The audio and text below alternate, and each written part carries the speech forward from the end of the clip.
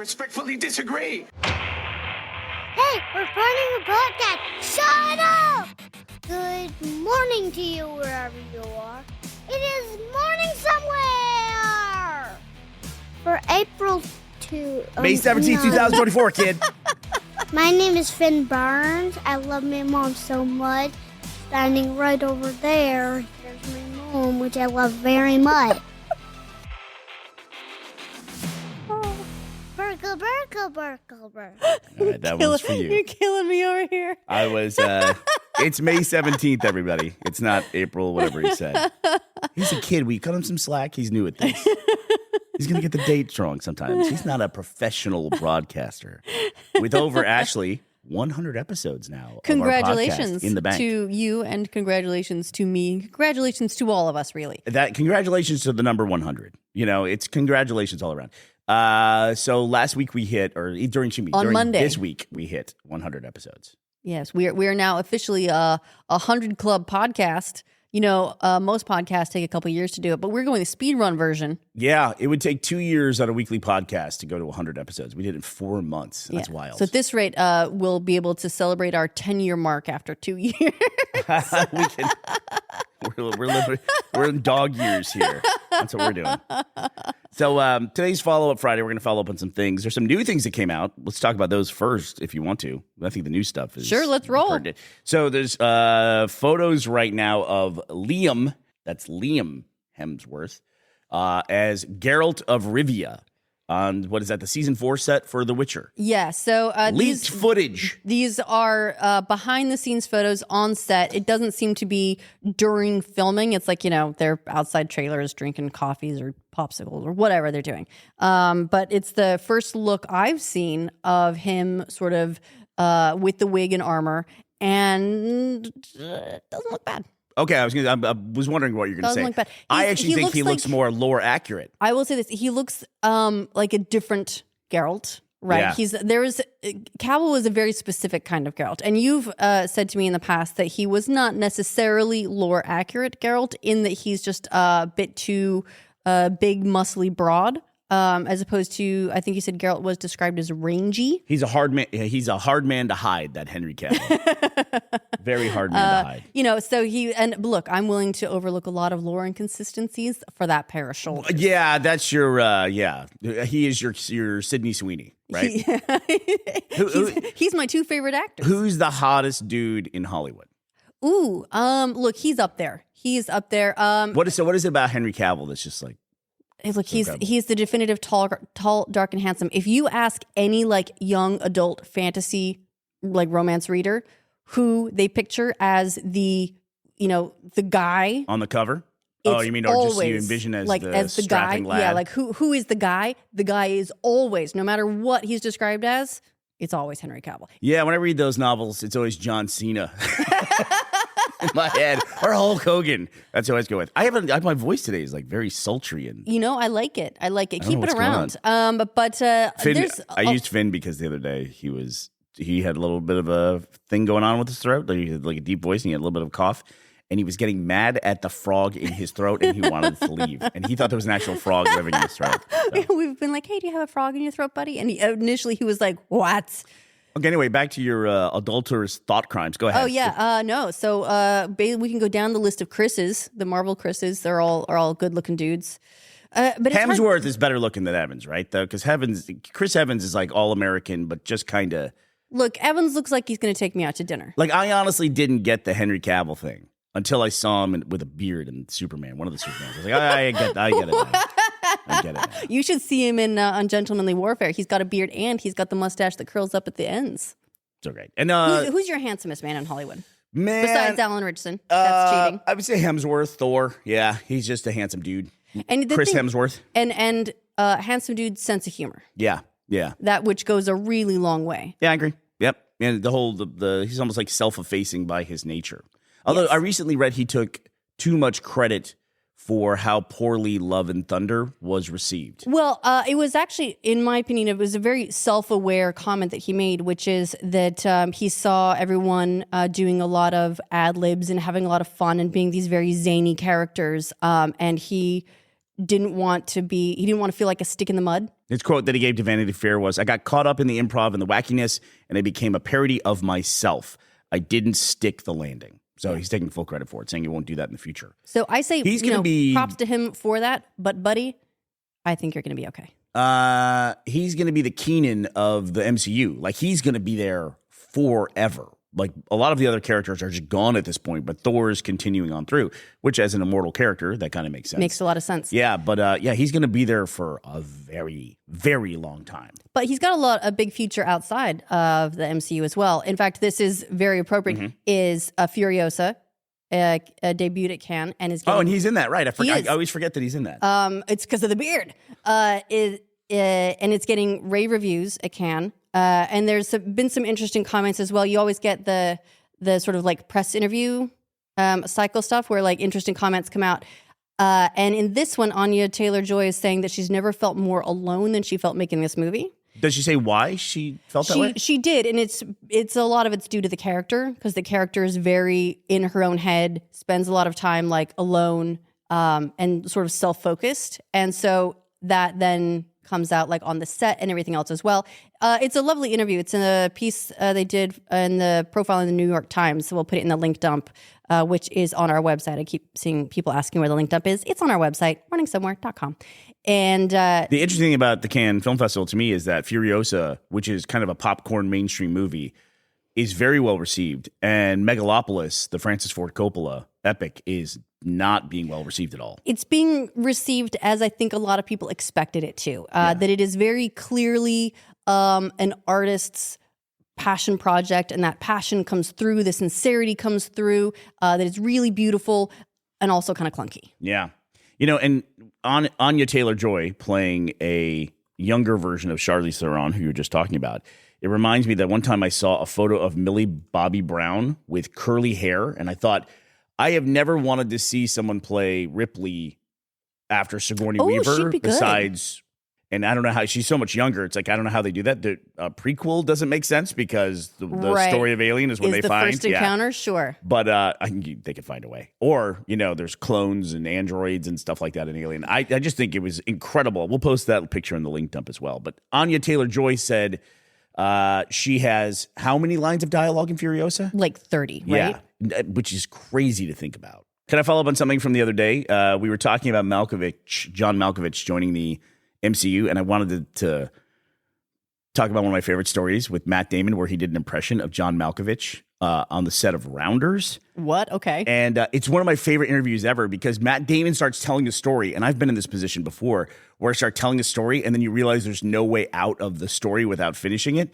And he finishes the story of John Malkovich showing up on the set of Rounders, and he sits down, and everyone's so excited, and he's going to be here, and Malkovich is going to be here, oh my God. And then he sits down. If you've ever seen the movie Rounders, it's a poker movie. And John Malkovich plays like this Russian dude in a tracksuit. Nice. Who it has a very distinctive voice. I'll play it in a second. But Matt Damon sat down across the table from Malkovich. They had their first scene together. They went, go. And John Malkovich goes, if you don't have my money, then you are mine. And everyone was like, oh my God, that's amazing cut. And they were clapping and everything. And Matt Damon was like, the fuck was that? and this is Matt Damon telling the story in an interview. And then he said that John Malkovich leaned across the table, looked him right in the eye and goes, I'm a terrible actor. And then it's the funny part of me about the interview is you can see Matt Damon's like face shift in a moment of like, he finished the story and he goes right back into like Hollywood PR mode. He goes, but of course he wasn't a terrible actor. He's a wonderful actor. It's like, what was the point of your story, buddy? Here's John Malkovich in Rounders. If you don't have my money, That's Matt Damon. Then you are mine. That's Matt Damon doing the impression. I think this might be John Malkovich. If you don't No, it's more Matt Damon. Sorry. That's actually Matt Damon. Guess what? They're Matt Damon all the way down. That's Matt Damon's the whole way down. I don't have a clip of actually John Malkovich. We'll put it in the link down. Speaking of other legendary action actors, earlier this week we also talked about the someone punched Steve Buscemi in the face, and that every article is obligated to inform everyone that Steve Buscemi used to be a firefighter and also rejoined his squad to help on 9/11. And there was someone, it was in our Reddit comments, who said, I had no idea that Steve Buscemi was a firefighter. We're like, No. we found him. We found the guy. It's crazy, though, because that ties into something else for Follow-Up Friday, which is we were talking about the Jake Paul, Mike Tyson fight. And I was like, oh, it's on Netflix. We've talked about that story, 2 or 3 times at least over Several. the last few months. It just goes to show, I had this moment listening back to it myself. It just goes to show there's no perfect amount of marketing for anything, because you could talk about something till you're blue in the face and then people still be like, what's this? I never heard of this. What's going on? The other half of the equation is people who are like, will you please stop talking about this? You talk about it nonstop. You know what I mean? And there's no happy middle ground. And it just goes to show me, after talking about the Jake Paul Tyson fight, that learning it's on Netflix, I probably said that like 5 or 6 times, but you got to hear something that amount of times before it sticks in your brain. And now I know it's on Netflix. And speaking of Netflix as well, we were discussing Bridgerton yesterday, which, by the way, if you don't want to talk to me about Penelope Featherington's journey to confidence and self-acceptance. Then that was next on my list right here. I was going to ask about that. With the handsome Colin Bridgerton. So the Bridgerton first half of the season is out, and we were trying to figure out, like, why is Netflix doing this more? People I didn't draw the obvious conclusion. People pointed it out that this way, by splitting it across 2 months, Netflix can guarantee people being subscribed for at least 2 months to watch it. Makes a lot of sense to me. I guess so. You think Netflix doing that kind of stuff, though? Well, look, Netflix has a much better insights into their churn rate and what drives users than I do. But it would be like, for sort of event watching like that, it could be a thing. That would be, to me, they would have to identify the people that watch Bridgerton would normally not be subscribed to Netflix. So what I'm taking away from that conversation is that Netflix doesn't have a lot of like mid-20s ladies, because that's who that's geared at, right? Yeah, although I don't know what else, like where else do you go for that sort of stuff? I don't really know. Don't know. I mean, Netflix just needs more true crime, because that's, for some reason, women want to listen to murder and death and crime and mayhem. There is another Netflix series that I haven't really watched, but it's got the guy from Gossip Girl on it, and he basically plays, as far as I can tell, like a stalker / serial killer, and he's constantly having to remind the audience, this is a bad person. Mm-hmm. I hope he gets what's coming to him, and because there are a lot of girls that are like, "Oh my goodness, I can fix him." No, don't do it. Don't write the serial killers. No, fix them. It's more fun. Don't write the serial killers in jail. Don't do it. Before we get too far away from it, I do want to mention this, though. The new Superman, which we also talked about, who is taking over for Henry Cavill as well. Yep. Do you remember his name? Cornsweat. Yeah, David Cornsweat. Yes, I keep wanting to call him Michael for some reason. Well, now it's really going to get stuck in your head. See, that's marketing. Got to hear it a few times. He is 6'6". Somebody decided to put together a list of the tallest actors to play Superman, and he's now the tallest at 6'6", which I find to be interesting. That's a tough height to be and be an actor, unless you're playing Superman. Right. Here's what I'm looking forward to then is seeing how he does his Clark Kent. Like, how's he going to compact his spine to get all the way down to a measly 6'4"? It is a really good point. Like, I get how the glasses do change people, because I've seen where someone puts on a pair of glasses. He's got glasses on a ponytail. But a 6'6" guy, there's not many of those, right? That would really help you stand out more. It would, yes. Yeah. And also, I mean, there's always a suspension of disbelief with the whole Clark Kent thing. Dude, also, I was reading some more about some follow-ups to the James Gunn DC universe that are coming. The Supergirl storyline is apparently far different than what I remembered. Supergirl is apparently a super dark character where, Clark landed in the middle of Kansas and was raised on a farm. Supergirl was raised on a chunk of Krypton that was floating through space, where they had to find a way to survive, and everyone around her died, and then she made her way to Earth from there. Well, that's going to make it tough to get to school. That's wild. That's wild. That's wild. So I can't wait to see the take on that. I never have read that storyline. I was never much of a DC person. Definitely not later years of DC. And Supergirl was really, really different. Following up on some other things, this goes back to last week. People found a reason why the Amazon questions, people answer questions that they don't have the answer to.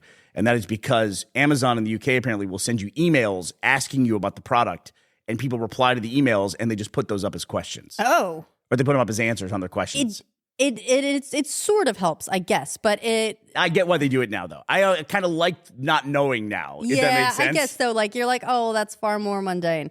There was someone explained the prevailing theory about Uncanny Valley 2, and it's far more mundane than the creepy campfire story, of like, because something looked like us but wasn't quite us, and we had to evolve to be aware of that.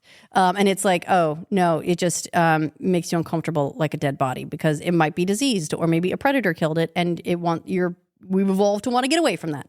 Yeah, that was Merrick. I think I'm pronouncing that handle right. Merrick on the subreddit for Morning Somewhere. I also want to give shout out to a couple other people on the subreddit. Legolo Crap. I'm assuming that's right. Finally came up with what was the smallest story that had the largest amount of adaptations or spinoffs. And in their estimation, it was The Mummy, which started as a short story. And they have all the adaptations of The Mummy, including the Universal ones from the recent run. It's probably 20 to 24 different movies. Let me see here. 1, 2, 3, 4, wow. 5, 5. Yeah.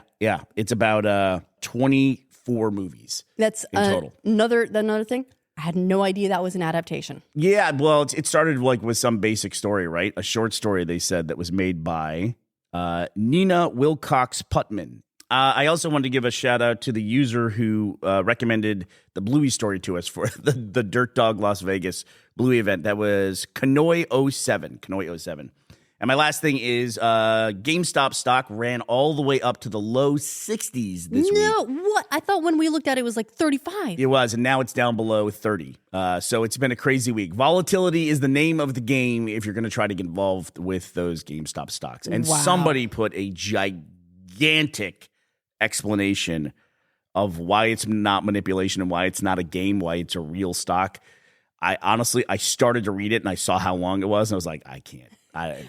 This is weekend reading. I can't do this homework today. That's when you respond with, congratulations, or I'm sorry that happened to you. Yeah, buy or sell. I'm not really sure which is which. Buy high, sell low.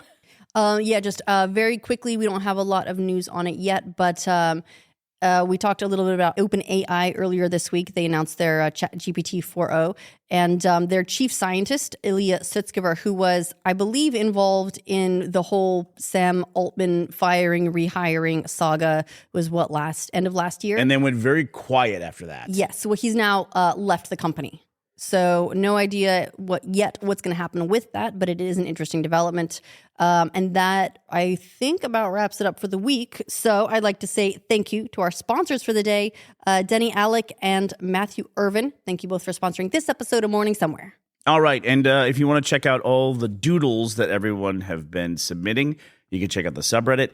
And if you want to support this podcast, you can visit us at patreon.com/morning somewhere. Yeah, I'm going to try and put together a community game night. So I'll just I'll get a game going, chat with people. It'll be a fun discussion. So is that what you're doing this weekend? Yeah, so keep an eye this weekend on the Patreon and our Discord. You can hook up, if you connect your Discord account in your Patreon settings, you'll automatically be joined to our Discord server. So that will probably be Sunday night our time, so Sunday afternoon if you're in the States. And if you're in Australia, probably like next Thursday. I'm not sure what that is exactly. All right, well, that does it for us this week. We will be back on Monday to talk to you. We hope you will be here as well. Bye, everybody.